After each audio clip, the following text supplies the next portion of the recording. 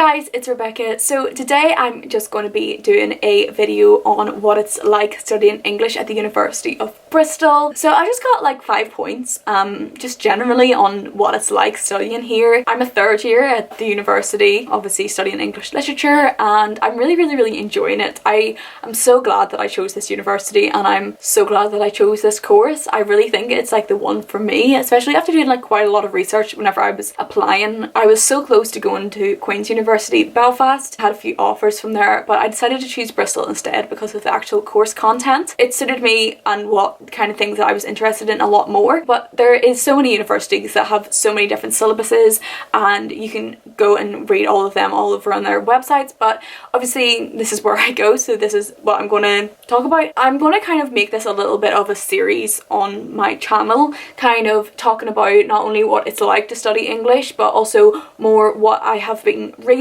kind of what it's like doing essays, kind of essay tips, general tips on doing an English degree, no matter really where you go. I might like do some critical reviews of books and things like that. So I think I'm going to kind of make this a series just to help people in case that they're wanting to go to university to study English. It also might just benefit people to kind of see what it's like going to different universities, for people applying and different things like that, just kind of like tips for no matter where you go if you study English. I'm going to try and make it like accessible so that anybody can watch these videos and anybody can enjoy it, especially obviously this is a booktube channel, so having content about books is kind of the general, so I'm going to make sure that it's enjoyable for all of my subscribers to watch too. There would be a bit pointless if nobody could enjoy these videos, but the intent behind this kind of like little series is to help people who are studying or planning to study or planning to go to Bristol or anything like that, English literature or Bristol University. So that's the idea. So this one, the first one, well, it's actually kind of technically the second one. I'll leave the link, a little card above. Basically, just after I completed first year, I made a video on books I read for my first year at an English literature degree, so I'll leave that above. That video actually has my most views of all time, which is pretty cool. It has over 2,000 views, which I think is really cool. So yeah, I'll leave that above if anybody's interested in watching that one. I'm going to make more of those. I'm going to make one for second year, I'm going to make one for third year, but I think I'm going to split that into third year into two. Anyway, I'm just going to get started on talking about what it's like. So just before I get into the little points that I've actually like pre-planned and everything, I'm just going to say that like Bristol is such a vibrant city. It's such a good place to live. There's always so much going on. Obviously not at the minute, but obviously hopefully the pandemic will be ending at least a wee bit. Hopefully restrictions will be coming less and less by the time we get to like September, October time when new students start to come. But it's such a good university in my opinion because of where like the location and university itself, like Wills Memorial Building, hopefully I'll leave like some pictures of it. It's absolutely stunning. The law library is in there, but it's such a stunning library. I feel like I'm in like a dark academia book or something whenever I'm in there. It's so cool. English library is quite modern, but it has everything you could possibly need, and it also has obviously online library. We have a lot of access to like loads of different resources, as like most universities do, but yeah, we have quite a lot of resources that we can access for essays and things like that, which is really useful whenever you come in to do your assessments. So basically the University of Bristol works on a credit system where we will need a certain total of credits for that term, and then you obviously take the correct amount of units to make up those credits, but you will have to choose a certain amount of modules in order that you can reach those credits. But if you pass, you'll get like the full 20 credits or 40 credits or whatever. So it really depends on you getting like a 2-1 or higher, which is like what you ideally want from a degree. That's just kind of like some points in general. But yeah, I'm going to get into talking about the points that I've pre-planned. I've just chosen 5 points.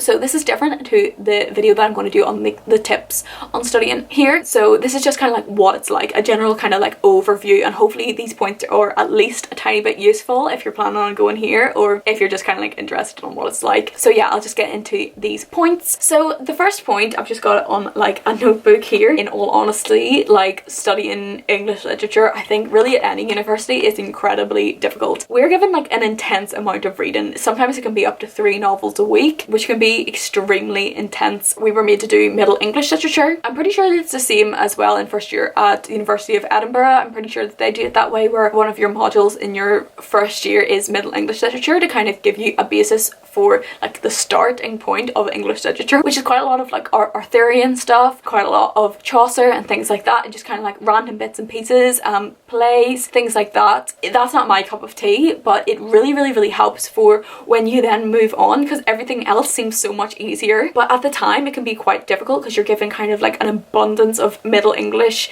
to read, and you just kind of have to navigate your way through it. And then you also have like different modules on top of that where you're reading full novels, which can be really difficult, especially whenever you move then into the next term, where at least for my year, and I think they still structure it like this, basically the next time period, which was early modern. So some bits of Shakespeare, some bits of Johnson, things like that. You know, it can be quite difficult, especially if you're not kind of like used to reading things like that. It can be quite difficult, I think, because you go from A level where you're kind of guided through Chaucer, Shakespeare, John Donne and things like that, where you're kind of guided through the language, and then you're kind of asked to do it all yourself, and you do like a multitude of these plays and stories and poems and everything like that. It can be really overwhelming.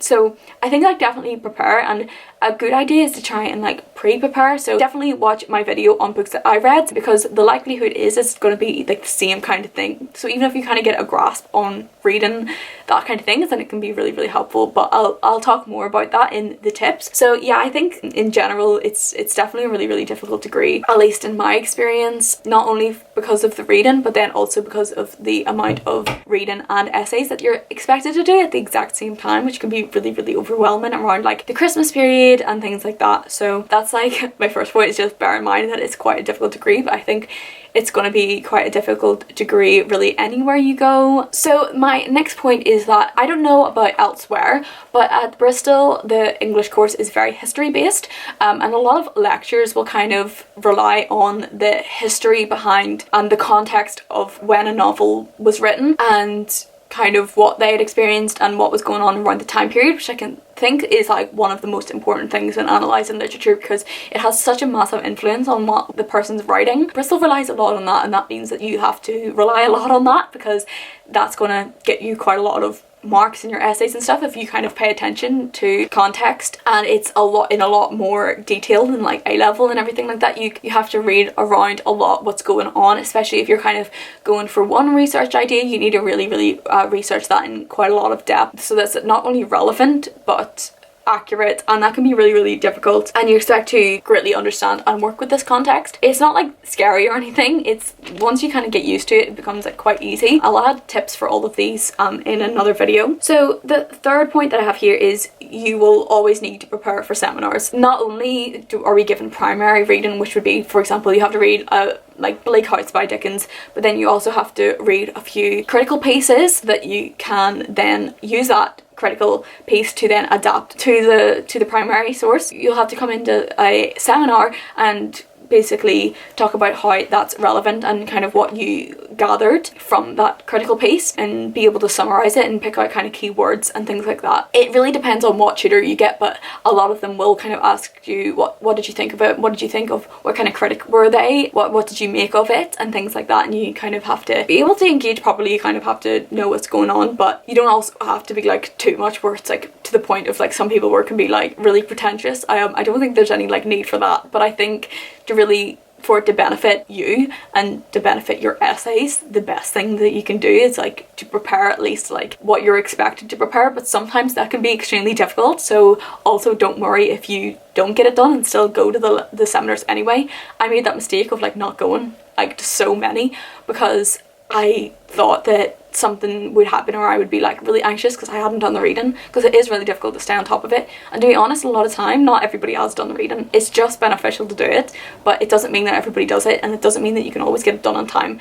It's like really difficult to actually do that. Just read the secondary sources if you have time, and if you've read the primary sources, like make sure obviously to read those first, which is like quite obvious. So a fourth point is that I think that at university you're almost expected just to kind of dive in and start writing your first assessments without any major guidance on how to do it, like the way you're provided in school. So I think that like when you get your first assessments back, I know mine, I was getting like 2 2s and things like that in my first term, and I was still getting 2 2s in the odd essay up until like second year, because I hadn't really figured out what I was expected to write like what was like my writing style and everything like that. And yeah, I adapted the feedback, I used the feedback. Okay, so my camera overheated as per usual, but I think I was just talking about how basically it's just something that you will gradually learn. You'll gradually learn how to write essays. There won't be kind of like a fixed kind of this is how you write things, and I think that's probably like the same for like no matter where you go, but it's definitely something that they just expect you to like learn and develop and like grow how you write critically like during your time, so that by the end of second year and third year you kind of have an idea of how you write your essays and how you research and everything like that. So that's definitely something that I think was worth pointing out. Also, I said a bit about this earlier, but lastly, I just threw my notebook over there. Lastly, the course is quite structured. So basically you'll start from Middle English, as I said, and then you will kind of go on throughout time periods until you are at 1900 to present.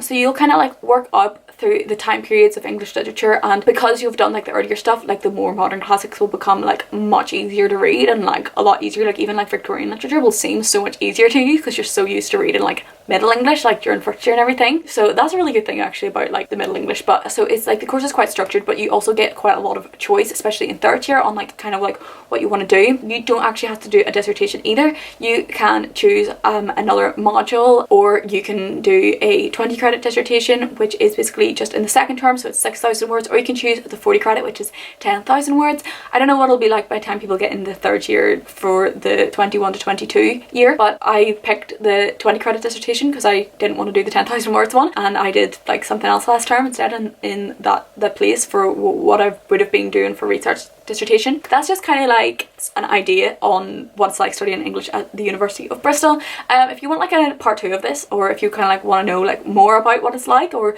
something more specific, then you can leave that in the comments. I hope this video was helpful. As I said, I will be kind of doing videos on tips and stuff like that, just kind of like make it like a little mini series, because there was nothing really on English at the University of Bristol whenever I was going, and I really wanted more people to be making videos on it, and I hope that I'll be able to provide that, what I didn't have whenever I was kind of looking at it. So I really hope that this was helpful, and if you have any questions or if you have any more video ideas or anything like that that I could do that would help you at all, any books that you would like me to analyze and kind of make a video on it, anything like that, I'll really try and help everybody through their degrees like much as I can, or through their university choice coming to the University of Bristol. And I really hope you choose here because it's really good, and it's a really good course as well. No matter what university you go to, definitely choose English. If you have an interest in it, then 100% do. Anyway, as I said, thank you so much for watching. If you did enjoy this video, please like and subscribe, and also hit the notification bell so you can be notified when I upload. That's it for this video. Thank you so much for watching, and I will see you in the next one.